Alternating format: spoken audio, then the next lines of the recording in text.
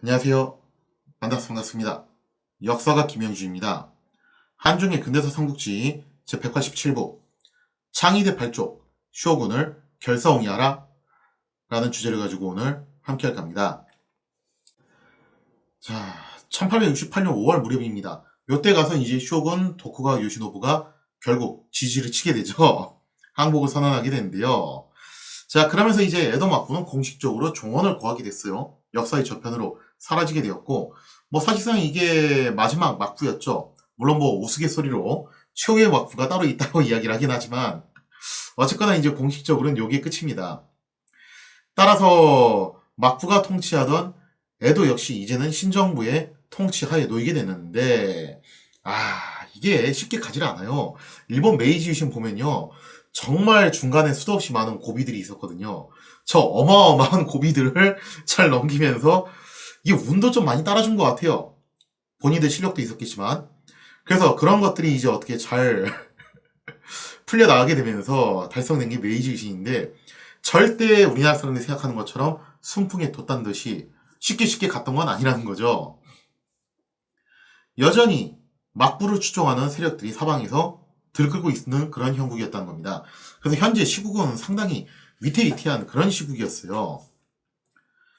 신정부에 저항하는 세력들 중에서 막부를 이제 과거에 가장 강력하게 지지했던 아이즈번, 이 아이즈번을 비롯한 지방의 열번들도 역시 이제 위협적인 세력이었지만, 이들 못지않게 굉장히 또 이제 위험한 세력들이 뭐가 있었냐면은, 원래 막부 직할로 있다가 거기서 이제 빠져나온 거죠. 막부가 지금 현재 패전이 됐으니까 아예 빠져나와가지고 이탈을 해서 저항 세력으로 전향한 그런 세력들이 상당히 있었다는 겁니다. 우선 그 중에 하나가 뭐였냐면은 예전에도 소개해드린 바 있는 막부 해군을 이끌던 에노모토 다케아키라는 인물이 있었죠. 네덜란드에서 직접 교육을 받고 온 사람이었고, 현 시점에서 일본에서 가장 해군에 대한 지식이 박식한 사람이었고, 실제로 에노모토가 이끌고 있는 이 함대는 일본 최강의 함대라고 봐도 좋은 그런 수준이었어요. 근데 이거를 가지고서 먹튀를 합니다. 원래 이제 요시노부가 항복했을 때 협상 조건이 뭐였냐면은 막부군을 해체하고 모든 병력과 물자, 무기는 신정부에 양도한다였는데, 에노모토가 독단적으로 그걸 거부를 하고서 계속 저항을 지속하고 있었다는 거죠. 근데 다만 에노모토는 조금 애매한 게 뭐냐면은 직접적으로 신정부하고 싸운 건 아니고 일단 에도만 일대를 돌아다니면서 저항 세력들을 지원하는 그런 좀 간접적인 형태로 움직이고 있었다는 거죠. 자, 그리고 막부 육군 수천 명이 해산을 거부하고 에도를 탈출해서 북방으로 이동해가지고 신정부에 저항하는 길을 선택을 하게 됩니다. 이들 중에서 가장 골치 아픈 세력이 누구였냐면은 어쩌다 이제 여기까지 굴러떨어지게 됐는데, 히지카타 토시조가 이끄는 신선조, 원래 이제 곤도 이사미가 이끌었는데 곤도 이사미가 현재 이제 숙청을 당했고 신정부에서 처단됐잖아요. 그래서 이제 히지카타 토시조가 남은 신선조 병력을 이끌고서 역시 이제 북방으로 이동해서 저항을 지속을 하게 됩니다. 그리고 진짜 위험한 건 이거였는데, 오토리 케이스케 예전에 한번 소개해드린 적이 있어요. 한국사하고 은근히 많이 엮이는 인물이라고 그랬죠. 이 오토리 케이스케가 이끄는 막부 전습대 1천여 명이 역시 또 이탈을 해서 북방으로 이동을 하고 있었다는 거죠. 특히 막부 전습대는 프랑스식으로 제대로 진짜 정통으로 훈련받은 상당한 정예군이었습니다. 그래서 이들의 이탈은 신정부 입장에서는 굉장히 뼈아픈 타격이 아닐 수가 없었다는 거죠. 자, 그거 말고도 또 이제 에도 바로 옆에 보소반도라는 게 있는데요.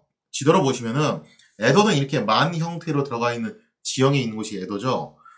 그 왼쪽에 이제 요코하마, 요코스카가 있고 오른쪽에 보소반도가 이렇게 쭉 나와 있는데, 거기에 이제 조자이번이라는 번이 있었어요.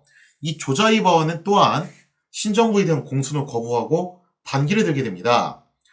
근데 이게 좀 흥미로운 게 이 부분입니다. 조자이번 전체가 반기를 들었다기보다는 정확하게는 이 조자이번의 번주가 솔직히 좀 적나라하게 말하면 골 때리는 분이신데 하야시 타다타카라는 인물이었습니다. 약관 20세의 굉장히 젊은 번주였죠. 근데 이 양반이 나이가 젊어서 좀 혈기가 왕성해서 그랬는지, 뭐 또 모험심이 또 발동을 해서 그랬는지, 하여튼 무슨 바람이 불었는지 가신들은 다 반대했어요. 지금 이미 대세가 기울었는데 신정부에 저항해봤자 우리가 이길 수 있을 리가 없다. 얻는 것도 없지 않고 그냥 헛되이 번이 망하지 않겠냐. 그러니까 자중하셔야 됩니다라고 가신들이 뜯어 말렸어요. 그럼에도 불구하고 이 하야시가 신정부에 저항하는 길을 선택을 하게 됐다는 거죠. 그 방식도 굉장히 놀라운데 이게 가신들 반대가 원체 심하다 보니까 결국 하야시가 어떻게 하냐면은 자신을 따르는 신복 약 70여 명이 이끌고 무려 탈번을 단행하게 돼요. 아니 탈번 낭인은 많이 들어봤는데 탈번 영주는 이게 진짜 거의 제가 알기로는 최초의 사례거든요. 그야말로 초유의 사태가 발생을 했다는 거죠. 번주가 그냥 번을 버리고서 자기 신복 한 70명만 데리고 번을 이탈해서 탈번을 하는 그런 일이 벌어졌다는 겁니다. 자, 번주급 인사로서 무려 탈번을 단행한 하야시. 옛 막부군의 잔당들과 합류를 해가지고 유격대를 결성을 하게 됩니다. 그리고 보소반도를 쓸고 내려가면서 전력을 모으기 시작을 하는데요. 하지만 신정부군이 이걸 가만히 보고 있을 리가 없죠. 자, 그렇게 해서 얼마 안가 신정부군이 파견돼가지고 유격대 진압에 나서게 되었다는 겁니다. 신정부군은 보소반도 입구에 위치한 고이라는 지역에서 일단 막부 잔당들을 한 차례 격파를 해요. 그리고 보소반도 끝으로 진격해오면서 이제 하야시의 유격대를 노리고 이걸 소탕하기 위해서 밀고 내려왔다는 거죠. 사실 이때 유격대 규모가 그렇게 크지도 않았기 때문에 거의 뭐 막다른 골목에 몰렸다고 볼 수가 있는데요. 할 수 없이 이때 도주를 선택을 하게 되는데 운이 좋게도 에노모토가 제공한 함선들을 타고 에노모토가 주로 이런 일들을 했습니다. 에노모토가 제공한 함선들을 타고서 보소반도를 탈출을 하게 되었다는 거죠. 자, 이렇게 보소반도를 탈출한 하야시의 유격대 어디로 가게 되냐? 에도에서 좀 떨어진 오다와라라는 지역에 상륙을 하게 됩니다. 지도에서 보시면은 지금 저 조자이번이 위치한 곳이 보소반도고 보소반도 남쪽 끝자락으로 도망쳤는데 여기서 이제 에노모토 함대를 타고서 다시 또 이제 이동을 한 거예요. 그래서 어디로 이동을 했냐면은 반대편이죠. 반대편에 위치한 오다와라 지역으로 가게 되는데요. 지도에서 보시면 아시겠지만 이 오다와라에서 오른쪽으로 좀 더 가면 동쪽으로 좀 더 가면은 요코스카, 요코하마가 있고 거기서 조금만 더 위로 올라가면은 에도가 있어요. 그러니까 쉽게 말해서 오다와라라는 위치 자체가 에도에 대한 나름의 뒤치기를 할 수 있는 그런 상당히 절묘한 요충지라고 볼 수가 있겠습니다. 이걸 노리고서 이제 하야시가 유격들을 이끌고 오다와라에 상륙을 했다라고 볼 수 있는데요.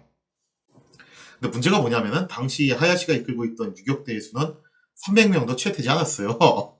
이거 가지고 무슨 에도를 갖다가 점령을 하냐 라고 생각을 할 수가 있는데 나름대로의 계산이 있었습니다. 그게 뭐였냐면은 당시 신정부가 에도에 대한 장악력이 굉장히 취약한 상태였죠. 그래서 에도 상태가 원체 불안불안하고 위태위태했기 때문에 이 300명이 채 안 되는 병력을 가지고서도 한번 찔러보면은 뭔가 좀 이제 한판 뒤집기가 가능한 그런 상황이었다는 겁니다. 당시 그러면 에도가 얼마나 상황이 좋지 않았길래 고작 저 병력 가지고서 한판 뒤집기를 시도해 볼 수 있을 정도의 상황이었냐. 실제로 신정부군이 에도에 입성한 이후에 에도를 제대로 장악을 못하고 있는 그런 실정이었죠. 이것 때문에 정말 큰 곤경에 처하고 있었는데요. 아무래도 에도는 도쿠가와 가문이 오랜 세월 동안 통치를 했던 거점이기 때문에 민심 자체가 신정부에 대해서 그다지 우호적일 리가 없었다라는 거죠. 무엇보다도 신경이 쓰이는 것은요. 막부가 해체된 후에 해산하기를 거부한 옛 막부의 가신들이죠. 이들이 모여가지고 창의대를 결성을 하게 돼요. 이 창의대를 결성하면서 뭐라고 얘기했냐면은 지금 우리의 주군인 도쿠가와 요시노부 쇼군께서 확실하게 안전이 확보되기 전까지 어떻게 했다. 우리는 해산하지 않겠다. 자, 그래서 이 창의대는 에도 한복판에 있는 우에노 가네이지라는 굉장히 커다란 사찰이 있는데 여기를 거점으로 삼아서 무려 4천여 명의 세력을 결집을 시킵니다. 그러니까 옛날 막부 가신들 세력이 여기에 싹 다 모인 거예요. 그럼 이들은 뭐라고 명분을 내세웠냐면 좀 전에 이제 설명드린 바와 같이 우리의 주군인 도쿠가 요시노부의 안위가 확보될 때까지 해산 안 하겠다. 그러니까 명분이 이런 거다 보니까 신정부 입장에서도 이걸 좀 무력으로 진압하기가 애매한 부분이 있어요. 왜냐하면 이걸 무력으로 진압한다는 것은 애초에 약속을 어기고 요시노부를 처단할 수도 있다라는 그런 뉘앙스가 담길 수가 있고 이것도 잘못하면은 이게 약속을 엎어버린다는 그런 이미지가 생기게 되니까 그렇게 되면은 여기저기 신정부의 불만을 갖고 있던 옛 막부를 지지하던 세력들이 다 들고 일어날 수도 있다라는 거예요. 그러니까 상당히 상징성이 큰 사건인 셈이죠. 자, 그래서 결국 신정부 측에서 어떻게 했냐면은 황급히 요시노부를 고향이었던 미토본으로 보내버립니다. 이것도 애초에 이제 협상 내용 중 하나였죠. 요시노부는 쇼군 자리에서 물러나온 다음에 어디로 가라. 자신의 고향인 미토본에 은거를 해라. 이런 조항을 집어넣었던 이유가 혹시라도 이런 일이 발생할까봐 였다라고 볼 수가 있겠죠. 자, 아무튼 신정부가 이렇게 발빠르게 조치를 취함에 따라서 나름 또 유효하게 먹혀들게 됩니다. 당시 창의들을 이끌고 있었던 지휘관이 시부사 세이치로였는데 이 시부사 세이치로가 뭐라고 이제 판단을 내리냐면은 애초에 우리가 명분을 잡았던 것이 전 주군이었던 요시노부의 안위를 지키기 위해서 결사옹위를 하기 위해서 우리가 여기 우에노 가네이지에 모였던 거고 사실 이 명분이 나름 유효했기 때문에 신정부도 우리를 무력으로 토벌하기를 상당히 꺼려했던 거다. 그런데 지금 요시노부 공께서 미터본으로 가셨으니 더 이상 여기에 있으나 망한 거 아니냐. 이미 명분이 사라져버렸다. 자, 그래서 결국 이 시부사와 세이치로는 일부 병력을 이끌고 에도를 떠나서 북쪽으로 향하게 되었다는 거죠. 이상하게 다 북쪽으로 가죠. 그럴 수밖에 없는 게 애초에 이 신정부 구성 자체가 사스마 조슈 토사 서남 3번이잖아요. 그죠? 그래서 서쪽으로 가면 갈수록 얘네들 세력이 세지는 거고 반대로 동쪽, 정확하게 이제 북쪽이 되는 거죠. 에도가 사실상 거의 동쪽 끝이라고 봐야 되니까요. 혼슈섬이 이렇게 니은자로 돼 있잖아요. 그래서 동북쪽으로 가면 갈수록 여전히 에도 막부의 세력이 좀 남아있는 건데 거기에 있는 게 대표적으로 아이즈번이에요. 결국 그쪽을 향해서 다들 이동을 하고 있는 모습이죠. 하지만 여전히 많은 수의 창의대 병력이 우에노 가네이지에 모여서 결사항전을 벌이고 있었습니다. 물론 이들의 수가 예전보다 많이 줄어들었고 신정부가 계속 시간을 끌기만 한다면은 결국 뭐 제풀에 지쳐서 창의대는 와야 되지 않겠냐라는 그런 기대치도 없지 않아 있었다는 거죠. 근데 신정부는 이렇게 흐지부지 공작을 밀어붙이고 있었는데 하지만 여기서 정말 뜻하지 않는 반전이 일어나게 되었으니 제13대 삼관관영 요시히사 친왕이 창의대에게 지지를 표명을 했다는 겁니다. 자, 그러면 요시히사 친왕 이 아저씨는 대체 누구이며 삼관관영이라는 자리는 도대체 또 무엇인가? 일단 친왕이라는 단어가 들어간 걸로 놓고 볼 때 황족이라는 걸 알 수가 있죠. 그럼 삼관관영은 도대체 무엇이냐? 이 삼관관영은 도쿠와 이에스가 만든 직입니다. 일본의 3대 주요 사찰이 있는데요. 바로 우에노 가네이지, 그리고 니코의 린노지, 그리고 히에이산의 엔라쿠지 이 세 개가 가장 핵심적인 사찰이었죠. 그래서 이제 이 세 개의 사찰을 관장을 하면서 일본 천태중의 전체를 통괄하는 굉장히 막중한 지위가 삼관관영이에요. 어떻게 보면은 불교식 교황이라고 볼 수가 있는데요. 삼관관영은 사실상 일본의 불교 지도자나 다름없는 그런 막중한 위치에 있었기 때문에 여기에 들어가는 사람은 누구냐면은 지체 높으신 황족 나으리들입니다. 그래서 이제 친왕들이 주로 여기에 들어가게 되는 거죠. 이 때문에 이제 삼관관영을 높여서 따로 뭐라고도 부르냐면은 동해대왕, 동쪽이 빛나는 대왕이다라고 해가지고 동해대왕이라고도 하고 이걸 일본어로 토에이 대왕이라고 이야기를 합니다. 앞으로는 뭐 이제 삼관관영을 동해대왕이라고 부르도록 하겠습니다. 그리고 이 동해대왕은 어디에 이제 항상 상주를 하게 되냐면은 세계의 절 중에서도 에도 한복판에 위치한 우에노 가네이지에 상주를 하도록 했다라는 거죠. 사실 이 부분이 도쿠와 이에스의 나름의 노림수였어요. 이에스는 이런 우려를 했던 것 같아요. 에도막부 구조가 그렇잖아요. 쇼군은 에도에 있고 천황은 교토에 있고 그렇게 이중 구조로 돼 있는데 만약에 불의의 사태가 발생해서 누군가가 천황을 덜커덕 확보를 해가지고 물론 그런 일 없게끔 교토 자체도 막부의 직할지로 두면서 나름 이제 신경 써서 관할을 하고 있었지만 사람 일이란 건 또 모르는 거니까 혹시라도 그런 일이 발생을 하게 된다면은 어떻게 하냐 이거죠. 굉장히 심각하게 곤란한 사태가 일어날 수도 있다라는 겁니다. 자, 그래서 이에야스는 유력한 황족 한 명을 동해대왕이란 명목으로 에도에 상주시킨다면은 만약의 사태를 대비할 수 있으려 여겼던 거죠. 여기서 말하는 만약의 사태란 무엇이냐면은 여차하면은 이 동해대왕을 새로운 천황으로 올려가지고 괴뢰 조정을 만들겠다는 얘기예요. 이게 역사적 전례가 전혀 없는 건 아니고 옛날 남북국 시대가 이렇게 벌어지게 됐거든요. 원래 있었던 진짜 정통성 뼈 따고 있는 천황은 남조 쪽으로 도망을 쳤고 그래서 북조 쪽에서 그냥 괴뢰 천황을 만든 겁니다. 근데 결국에는 북조가 승리를 했죠. 그러면서 무로마치 마쿠가 만들어지게 된 건데 이렇게 놓고 보면은 일본 그 천황 가문이 뭐 만세 일기에다 그래서 우리는 이런 신성한 혈통을 한 번도 변하지 않고 계속 유지시켜왔다 하는데 이미 여기서 어깃장이 난 거예요. 그래서 그 역사적 전례를 갖다가 따가지고 도쿠가 이에야스가 그런 시도를 했던 거고 나름 보험을 들어놓은 거죠. 그래서 동해대왕이라는 것도 결국 에도마쿠의 최후의 보루 진짜 마지막으로 믿을 수 있는 보험과도 같은 그런 전지였다고 볼 수가 있겠습니다. 근데 이거를 왜 요시노부가 쓰질 않았었냐라고 하면은 요시노부는 이거를 쓰게 되면 정말로 남북국 시대 이거 시즌 2를 찍는 거 아니냐. 이거는 나라가 정말로 절단이 난다. 해서는 안 되는 행동이다. 그렇게 이제 판단을 해가지고 끝내 이 판도라의 상자를 열질 않았던 거죠. 하지만 정작 당사자인 제13대 동해대왕 요시히사 친왕은 생각이 좀 달랐던 것 같아요. 아니 이 좋은 카드를 갖다가 왜 안 써보고서 그냥 묵혀두냐? 난 이거 한번 해볼래? 했던 거죠. 나름 이제 본인도 야심이 이제 생긴 건데 자 결국 요시히사 친왕이 창의대의 지지를 표명함으로써 사태는 걷잡을 수 없는 방향으로 흘러가게 되었다라는 거죠. 이 요시히사 친왕은 비록 양자 입적을 했다고는 하지만 계통상으로 봤을 때 현재 천황이라고 할 수 있는 무스이토의 숙부가 됐습니다. 그러니까 황실 어른이죠. 황숙이요, 황숙.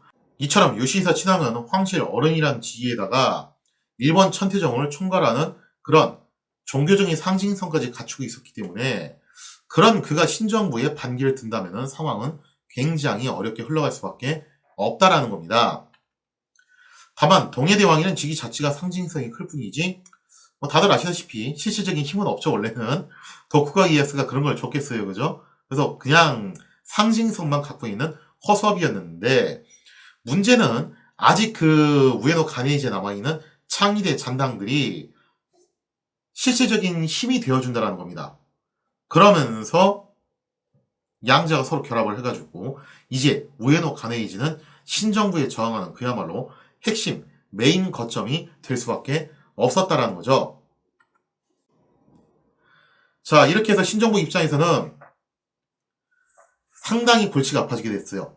지금 현재 에도의 통지력, 장악력 자체가 바닥을 치고 있는 상황이고 무엇보다도 우에노 가네이지에서는 동해대왕과 창의대가 결합을 해가지고 신정부에 대한 반기를 들고 있었는데 과연 신정부는 이 문제를 어떻게 해결할 것인가? 거기에 대한 이야기는 다음 시간에 이어서 계속하도록 하겠습니다.